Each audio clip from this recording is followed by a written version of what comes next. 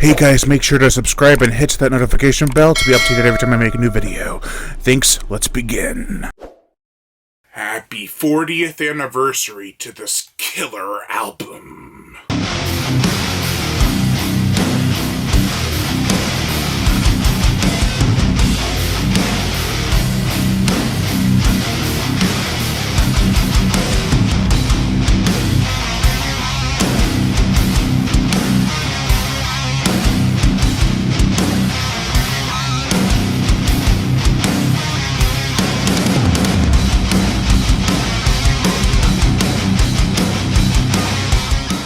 Iron Maiden and their second album, Killers. This album came out today, February 2nd, but in 1981, 40 years ago. Did I mention that yet? It was released just under a year after the first one. Speaking of the first album, make sure to check out my review for it. I'll leave a link to it up here on top of the screen somewhere, and let's begin. This is the final album with Paul Di'Anno on vocals for Iron Maiden, which is a bummer because I love his vocal style. Bruce Dickinson's good, but I don't feel that he has the, not really energy, but more pizzazz or enthusiasm that Paul Di'Anno had. And he had lightning in a bottle, and he left the band, which was unfortunate, but Bruce Dickinson is a solid replacement nevertheless. There are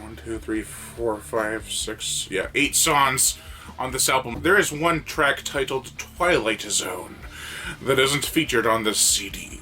It comes in between the Ides of March and Wrathchild.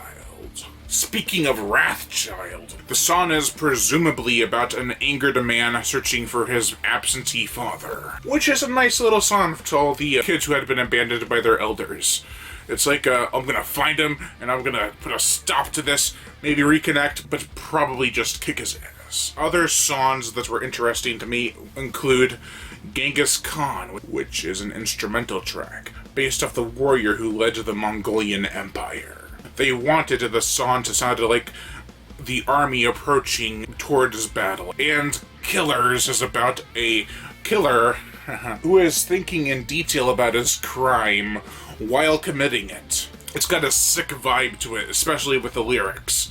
It kind of reminded me of old Cannibal Corpse, or even new Cannibal Corpse. It's very, sick. The album as a whole feels like the band matured in the near 1 year span of their career.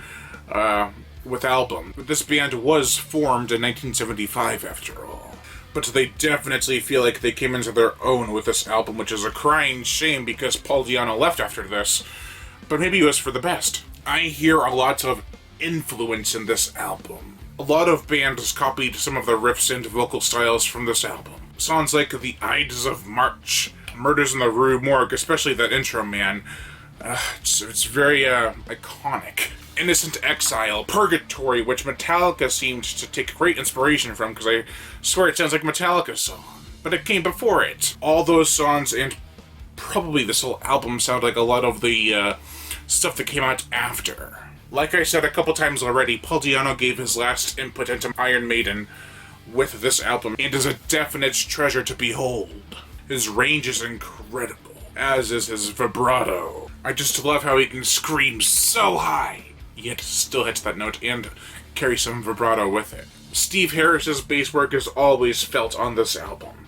Much like the first release, you can hear all the instrumental work at once. Nothing overshadows, everything slays. The guitar work by Dave Murray is a welcome return, and they even added a new guitarist by the name of Adrian Smith, who replaced Dennis Stratton, who didn't do much else after in the music industry. Both Dave and Adrian would continue to work with Iron Maiden throughout the years. The late Clive Burr was a madman on the drums. He worked on the self-titled album before this, and Number of the Beast after this, as well as other Iron Maiden projects up until his death. He suffered from sclerosis, and the band ran a charity fund for him. He eventually became wheelchair-bound until his death. The album artwork on this slays. Eddie returns, as does Derek Riggs, to create it, and would do so for the next 7 albums and 1 later on for Iron Maiden. It's a real tough choice, but I think I prefer this album's artwork over the last one's artwork, mainly because Eddie looks like he's gonna kill you. Eddie kind of looks stoned in the first one.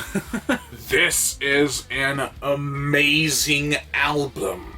One that shows the progression of Iron Maiden, as well as its familiarity of what made them work. Killer tracks, killer vocals, killer instruments, killer pacing and consistency, and it's just one hell of a killer album overall. Overall, I give Iron Maiden's Killers a 4 out of 5. I might like it a little bit more than the first, or it's about on a par. Maybe not. It's hard to decide. They're very similar in quality, but there was definitely a maturing angle which helped make the band feel more professional, but at the same time I love the crazy raging instruments going crazy style they had on the first album, which is still carried over to here, but just in a more professional way. Yeah. That's gonna do it for this video, guys. Thank you all for watching, and I am Brian Gatto, the horror show host. Make sure to like, comment on, as well as share this video. Like my Facebook fan page and support me on a Patreon, or even $1 a month will help keep this channel going on strong, and I richly appreciate it. Plus, you get access to body counts and other music videos that you can't get on YouTube because of copyright and age restriction. Also, hit that notification bell so be notified every time I make a new video, and as always, subscribe.